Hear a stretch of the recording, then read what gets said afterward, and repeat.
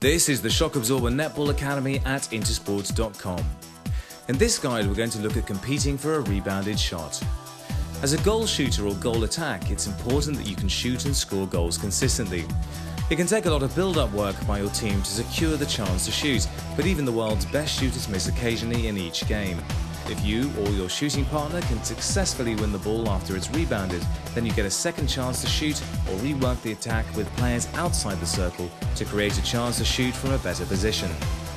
If you don't compete for the rebound, then it hands quick possession over to your opponents, and before you know it, the ball will be back down court and your team will be under pressure.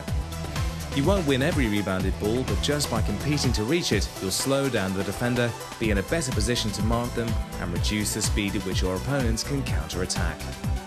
By working on a few simple techniques and tactics, you can improve your chances of winning the ball when it does rebound. Let's look at some key points, starting with what to do when you're shooting. When you have the ball in your hands and you're preparing to shoot, the number one priority must be to score. After all, if you're thinking about the rebound before the ball has even left your hands, then you're allowing negative thoughts to creep in and you're less likely to score. So how do you get ready to compete for a rebound without thinking about it before you shoot? Well, you need to make your rebound response automatic and something you do instinctively. In fact, it should become the final stage of your shooting technique. Once the ball has left your hand, you need to be ready to reposition and move forwards or spring up and compete for a rebound. Whenever you practice your shooting, you can do this. Once the ball has left your hands, be ready to move, jump and gather it in again. Make sure you complete the follow-through in your shooting action, but do be ready to compete for that rebound. Secondly, you can improve your chances of success through practice and observation. It's true to say that the more you practice your shooting, the more you'll score. It's also true that the more you shoot, the more you'll see balls rebound. If you observe what happens to the ball before and after it bounces off the ring, then you'll learn to anticipate the angle and direction of the rebound. For example, if your shot has been too flat, then the ball will probably come down directly. Remember that every action has an equal and opposite reaction, so if the shot is too flat, then it will bounce off at a flat angle.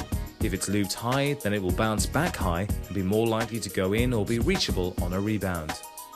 All in all, the more you observe, the better you'll become at anticipating where the ball will go.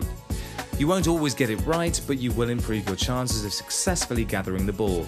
And remember, if the defender has been marking your shot, then you'll already be one step ahead, because not only will their back be turned to the post, but they also won't see the flight of the ball. Finally, use technique. If you can reach and catch the ball with two hands, then fantastic, but if you can't, then you can use technique to improve your chances of success. Let's start by looking at gathering with one hand. You should be able to reach a little higher with one hand than with two, especially if you're jumping up and at an angle. If you're reaching to gather the ball with one hand, then make sure you use your body position to your advantage too. Gather the ball away from the defender, bring the ball into two hands, and then either reset to shoot or release a pass to one of your teammates. If you're being marked by a defender that's taller than you or can jump higher than you, then using the tip and gather technique may increase your chances of success. Rather than trying to gather the ball with one hand, use your leading hand to knock the ball away from the defender into a neutral space and then gather it with two hands. Now let's look at the same situation if you're attacking in the circle, but it's your partner that's shooting. Well, the same principles that we've already covered apply. When your partner is shooting, you need to be ready to spring to compete for a rebound. You should be on the balls of your feet, ready to reach and compete for the loose ball. Secondly, you can use the same observation skills to anticipate where the ball will rebound to, and you can position yourself in the most likely position that you think the ball might fall. If your shooting partner is on the back line shooting across the width of the court, then you can guard the position directly opposite the side of the post.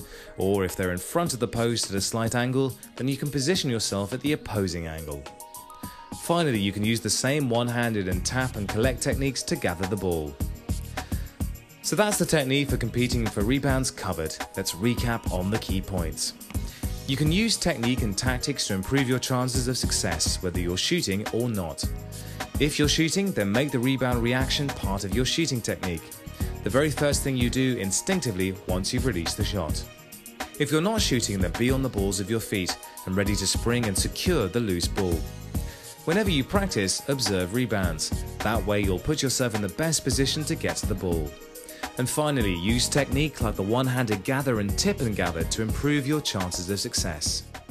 So now you've mastered competing for rebounds, why not find a shooting practice drill?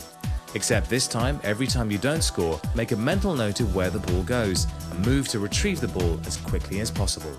Intersports.com, the home of world-class sports coaching online.